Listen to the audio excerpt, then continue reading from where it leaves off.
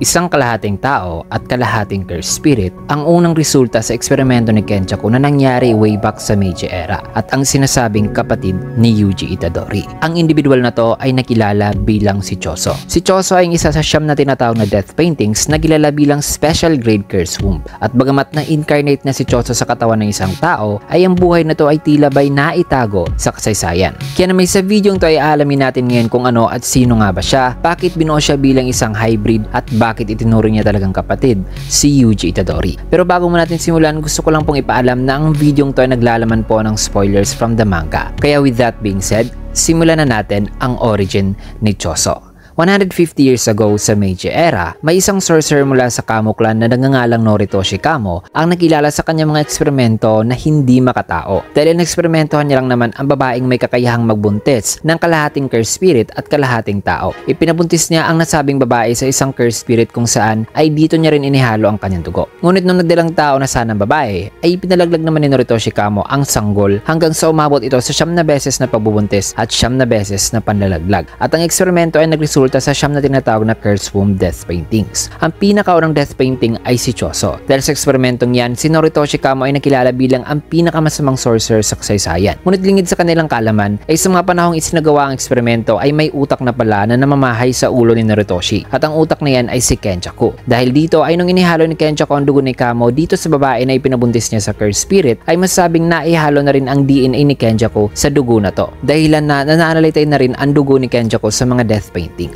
Pagkalipas ng ilang mga taon, itinuring ang mga death painting ng mga special grade curse womb na sa kalaunan ay naipasakamay sa Jujutsu Tech at isinil sa cursed warehouse na nasa ilalim ng Jujutsu Tech. Ang pagkakasil sa mga death paintings ay umabot ng 150 years at sa loob ng 150 years na yan, si Choso ay mayroong malay sa kanyang kapaligiran kahit sa form ng pagiging curse womb. Alam nga niya ang tungkol sa kanyang ina, ang cursed spirit na nagbuntis sa kanyang ina at tungkol din kay Noritoshi Kamo. Ngunit ang lahat ng yan ay pansamantala niyang nakalimutan dahil sa taong 2018 ay nagawang manakaw ni Namahito ang tatlo sa death paintings kasama si Choso at pina-incarnate nila ito sa isang vessel. Ang tatlo ay nakilala na sina Eso, Kichizu at Choso. At dahil sa tulong ni Namahito na na-incarnate itong tatlo ay pumayag si Choso na makipag-cooperate sa kanila. Sa mga panahong yan mga kaibigan ay hindi pa naaalala ni Choso na ang nasa ulo na nakilalang si Suguru Geto ay si Kenjaku pala na ang sorcerer na nagsagawa noon ng eksperimento sa kanila.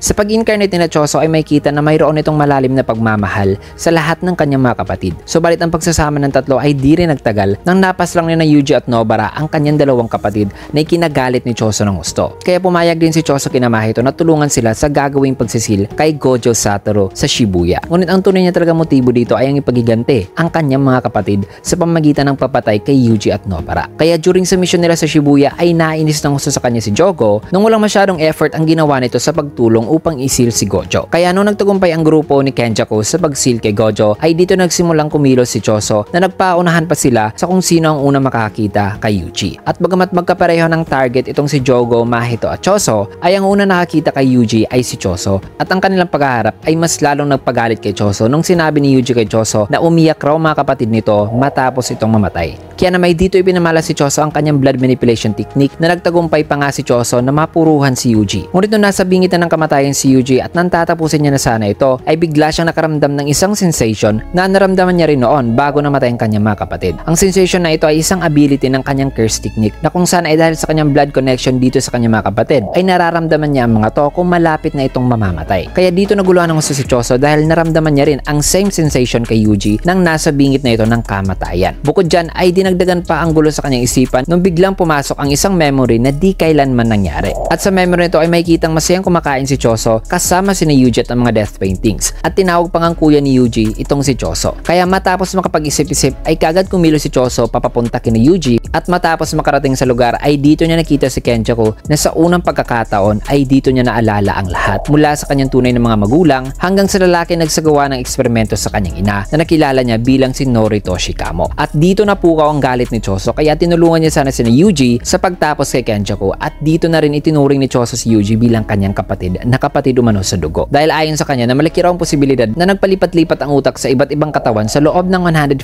years na sa kalaunan ay nakabuo ito ng isang anak at yan ay si Yuji. Pero sa pagkakataong to ay hindi alam ni Choso na ang utak ay hindi pala si Noritoshi Kamo kundi si Kenjaku pala. Kaya sa gabing ito na sinubukan niya sanang patayin si Kenjaku ay sa kasamaang palad ay sumablay sila dito dahil rumesbak na rin si Uraume at sa tulong unang curse technique ni Mahito ay ginamit ito ni Kenjaku upang isagawa ang Culling Game. Matapos ang pangyaring yan ay sinamahan ni Choso si Yuji sa pagtapos sa mga curse spirit na pinakawalan ni Kenjaku. At sa mga oras na yan ay bigla namang dumating ang isang sorcerer na may pangalang Naoya Zenin na ang anak ni Naobito Zenin na ngayon hinahanap si Megumi dahil balak niya itong patayin. Maya-maya pa sa mga oras din na to ay dumating na rin si Yuta Okutsu na may misyong patayin itong si Yuji. Kaya naman dito nagkaharap si Choso at Naoya habang si Yuji naman ay kaharap si Yuta. Sa labanan ni Choso at Naoya ay nagawa ni Chosong matalo si Naoya dulot ng kanyang blood manipulation curse technique na may halong lason. Subalit bagamat natalo niya si Naoya ay ang di niya alam ay natalo na pala ni Yuta itong si Yuji. Kaya nung dumating ito dala-dala si Yuji ay sinaglit niya lang dito si Choso dahilan na nawalan ito ng malay. Matapos ang paghaharap na yan ay napaginipan naman ni Yuji ang mga araw nung isinilang siya na dito niya nakita na ang kanyang ina ay may peklat pala sa noo at ang panaginip na to na isang memory ni Yuji ay ang siyang nagkumpirma na pinasok din pala ni Kenjaku ang ulo ng kanyang ina at ito ang naging dahilan kung bakit naging magkapatid sila ni Choso sa dugo dahil sa magkapareho nga silang may dugo ni Kenjaku nananalaytay. Matapos ang panaginip na yan ay dito naman nagising si Yuji at nalaman na ang ginawa ni Yuta ay parte lang pala ng protekta nito sa kanya mula sa mga higher ups. Dito rin nagsama sina Yuta, Yuji, Megumi at Choso at sa mga oras nito ay balak nilang pasukin ang Star Corridor sa kung saan nakatira si Master Tengen. Balak nilang kumonsulta kay Master Tengen upang makahanap ng kasagutan sa kung paano tatapusin ang Culling Game. Kaya na may dito ibinahagi ni Choso ang kanyang mga nalalaman na sabing alam niya raw ang lokasyon ng Star Corridor dahil sa nararamdaman niya raw ang kanyang mga kapatid na nasa Curse Warehouse na nasa ilalim din ng Jujutsu Tech na kung saan nakalocate ang Star Corridor. Kaya na may matapos makapag-regroup kina Yuki at Maki ay magkasabay nilang binisita si Tengen. Ang pag-uusap na ito ay nagresulta sa pansamantalang pananatili ni Choso at ni Yuki dito sa Star Corridor upang magsilbing gwardya ni Tengen. Sinadya rin ni Chosong magpaiwan upang makuha niya rin ang kanyang mga natitirang 6 pa na kapatid dito sa Curse Warehouse. Ang pananatili ni Choso ay nangyari sa araw ng November 9 at sa November 16 at exactly 12 AM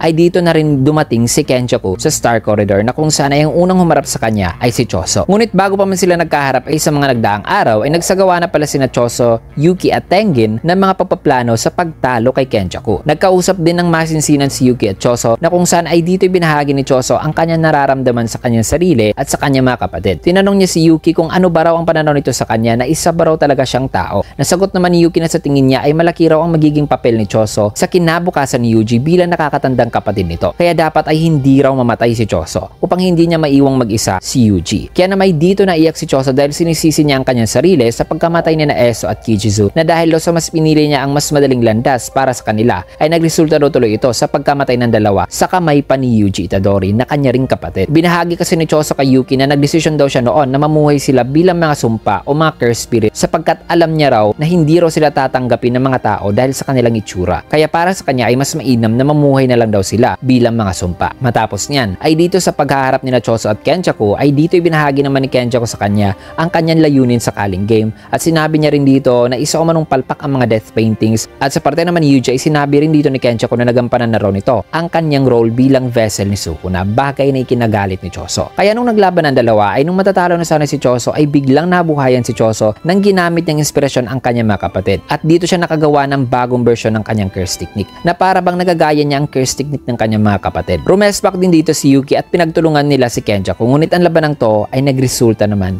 sa pagkamatay ni Yuki. At walang nagawa dito si Choso sapagkat nang tutulong pa sana ito sa naghihingalong si Yuki ay tinago naman siya ni Tengen na malayo kay Kenjaku upang protektahan ito. Kaya kahit balak sana ni Chosong magpakamatay ay dito sinabihan na lamang siya ni Yuki na wikang, Choso, ngayon namatay ka na bilang isang sumpa. Kaya mabuhay ka at sa pagkakataong to, mabuhay ka na bilang isang tao. At yan ang huling salitang binitawan ni Yuki kay Choso. At matapos ang pangyaring yan ay nakapag-regroup naman si Choso sa mga iba pang Jujutsu Tech sorcerers. Dala-dala ang likod ng prison ram na isa sa susi sa pag-aansil kay Gojo. At marahil ay nagawa rin ni Choso ditong maritrip ang kanyang mga natitira pang 6 pa na kapatid ng mga death paintings. Matapos niyan ay after nung nangyari ang pag-take over ni Sukuna kay Megumi ay nung sa panahong napaplano na ang mga Jujutsu sorcerers sa pag-rescue kay Megumi ay dito naman ibinigay ni Choso kay Yuji ang libro ni Yuki noon na naglalaman ng pananaliksik ni Yuki tungkol sa soul. At during sa mga panahong na-unseal na si Gojo at nung napaplano na sila sa huling labanan na magaganap sa Shinjuku ay dito niya tinuruan si Yuji ng mga panibagong ability na malaki ang tsansa na ang itinuro ni Choso ay may kinalaman sa abilidad ng ilan pang mga death paintings. Pero sa ngayon ay isang tsorya pa lamang yan. At December 24, 2018 ay dito na nga nila hinarap si Sukuna na kung saan ay nagawa ni Sukuna ng mabutasan ang katawan ni Choso. At ngayon ay patuloy pa rin ang misyon sa pagtalo sa King of Curses.